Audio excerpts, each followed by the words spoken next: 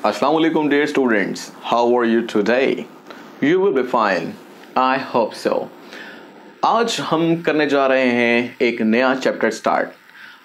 उम्मीद करता हूं कि लास्ट चैप्टर आप सब लोगों ने अच्छी तरीके से लिख कर याद किया होगा। नहीं किया तो आप उसको रिवाइज ज़रूर करें और जितनी दफ़ा आप रिवाइज करेंगे उतना आपको फ़ायदा होगा।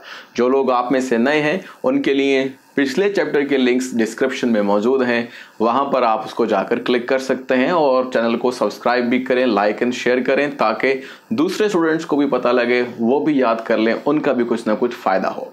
तो आज जो हम पढ़ने जा रहे हैं वो हमारा चैप्टर नंबर 2 है। चैप्टर नंबर 2 में हम पढ़ेंगे एक्सपेरिमेंटल टेक्निक्स के बारे में।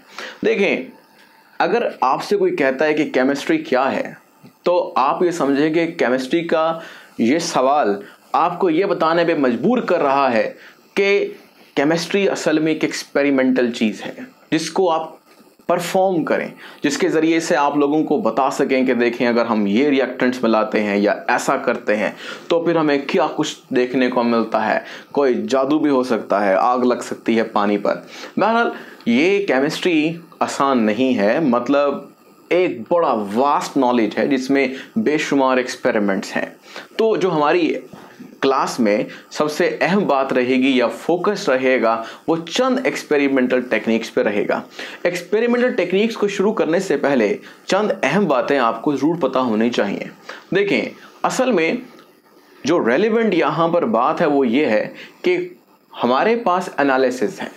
एनालिसिस से मुराद ये है कि हम कुछ चीज़ के बारे में जांच परख करना चाहते हैं। और कहेंगे जांच परख से क्या मुराद है। मिसाल के तौर पर आपका भाई बाहर से मिट्टी उठा के लाता है हाथ में और आपको लाकर कहता है कि भाई या बहन मुझे ये बताओ कि इसमें क्या क्या है। अब ये एक अहम सवाल होगा।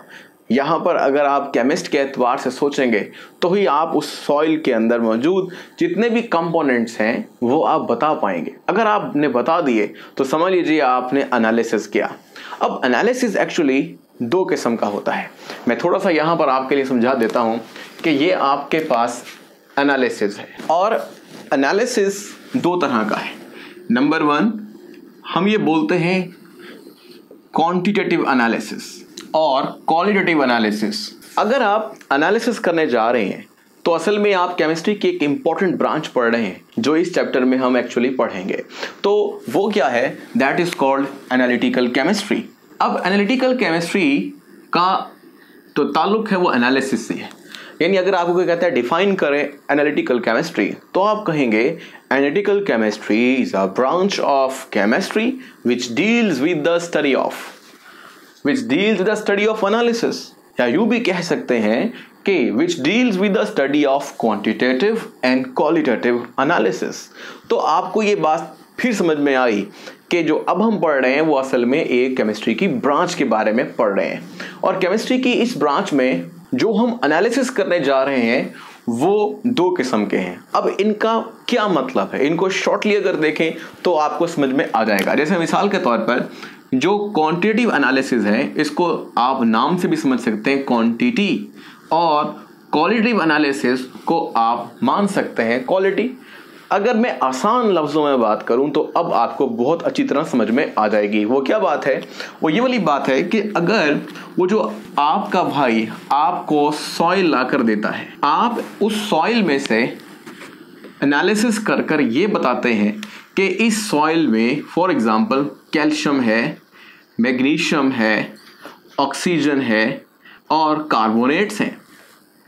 अब बात यहाँ पर यह है कि आपने जो ये बता दिया कि ये है, या अगर कोई आपसे पता करता है कि बताओ इसमें एल्यूमिनियम है और आप कहते हैं नहीं है, तो जब आप जवाब हाँ और नहीं में देंगे तो इसका मतलब है आपने क्वालिटेटिव एनालिसिस किया। मतलब अगर आपने ये डिटरमिन कर लिया कि वन थिंग इज प्रेजेंट और नॉट, यस और नो, ट्रू और फॉल्स, जब ये आपके पास सिचुएशंस आती हैं तो एनालिसिस को आप कहते हैं क्वालिटेटिव एनालिसिस। यानी पहली बात में आपको ये बात जानना चाहिए कि उस सॉइल के सैंपल में या जिस चीज़ का भी आप एनालिसिस करने जा रहे हैं वो किन अशिया पर मुश्तमिल है। जब आप ये पता कर लें कि वो कौन कौन सी चीज़ें हैं जो उस सॉइल सैंपल में या किसी भी सब्सटेंस में मौजूद है। तो दूसरा जो आपके पास क्वेश्चन आता है वो ये आता है कि वो कितनी मिकदार में है। मतलब अगर मैं आपसे कहूं कि हाउ मच, तो अगर आप जवाब दे दें वो कितना है, उसकी क्या क्वांटिटी है, उसके क्या ग्राम्स हैं, मतलब जवाब कुछ यूं आएगा जो फिगर्स में होगा, 2 ग्राम, 3 ग्राम, 4 centimetre cube, 3 to 4 ml etcetera. तो जो इस तरह के आंसर आएंगे वो क्वांटिटी को शो करते होंगे, और जब आप क्वांटिटी वाले जवाब देंगे तो एक्चुअली अब आप जो एनालिसिस कर रहे हैं वो क्वांटिटेटिव एनालिसिस कर रहे हैं। तो पहले नंबर पे जो बात आती है वो आती है क्वालिटेटिव एनालिसिस की, और जो सेकंड बात आती है वो आती है क्वांटिटेटिव एनालिसिस की। तो ये आपको समझ में आ गया होगा। क्या समझ में आया अब तक कि केमिस्ट्री की वो ब्रांच जिसमें हम एनालिसिस करते हैं एनालिटिकल केमिस्ट्री कहलाती है। एनालिटिकल केमिस्ट्री में जो हम स्टडी करते हैं वो एक्चुअली क्वांटिटेटिव और क्वालिटेटिव होती है। क्वांटिटी के अंदर हम किसी भी शय की मिकदार मालूम करते हैं जो कि किसी फिगर्स में आती है, और जो क्वालिटेटिव एनालिसिस है उस क्वालिटेटिव एनालिसिस में एक्चुअली हम डिटेक्शन करते हैं कि कोई चीज़ मौजूद है या नहीं है। तो ये आपके पास छोटा सा एक टॉपिक हो गया कि व्हाट इज एनालिटिकल केमिस्ट्री और व्हाट इज एनालिसिस। एनालिसिस करने के लिए हमारे पास चंद एक पॉइंट्स हैं, मतलब वो हमारी बुक के एतबार से लिखे गए हैं, बहुत सादा हैं। तो वो पॉइंट्स क्या हैं उनको एक नज़र देख लेते हैं। तो क्वालिटेटिव एनालिसिस करते हुए जो पहला पॉइंट आपने दिमाग में रखना है वो ये है कि आपको सबसे पहले वो सैंपल मिल जाए, चाहे आप वो खुद लें या कोई आपको ला कर दे, तो दोनों सूरतों में आपके पास सैंपल हो गया। नंबर 2 पॉइंट पर आते हैं। तो ये पॉइंट कहता है कि हमें सेपरेट करना है अपने डिजायर्ड कंस्टिट्यूएंट को। सपोज कीजिए हमारा सवाल तो चल रहा है क्वांटिटेटिव एनालिसिस की तरफ, लेकिन पहले हमें यह पता होना चाहिए ना कि फलां चीज़ मौजूद है।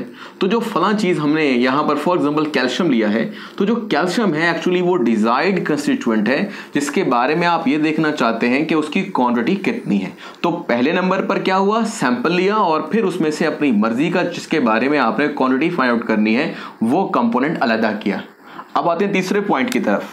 तो तीसरा पॉइंट ये कहता है कि हमें मेजर करना है, यानी वो कितनी मिकदार में है, और कैलकुलेट करना है। कैलकुलेशन में हमें डिफरेंट फार्मूलाज लगाने पड़ सकते हैं, और क्या कहते हैं हमें ये पता भी चलना चाहिए कि वो कौन सा अप्रोप्रिएट वे है, कौन सा मुनासिब तरीका है जिसके ज़रिए से हम वो स्पेसिफिक कंपोनेंट मालूम कर सकते हैं। जैसे मिसाल के तौर पर इसी चैप्टर में हमारे जो नेक्स्ट टॉपिक होंगे वो कुछ इस तरह से होंगे कि हम पढ़ेंगे कि फिल्ट्रेशन कैसे करनी है।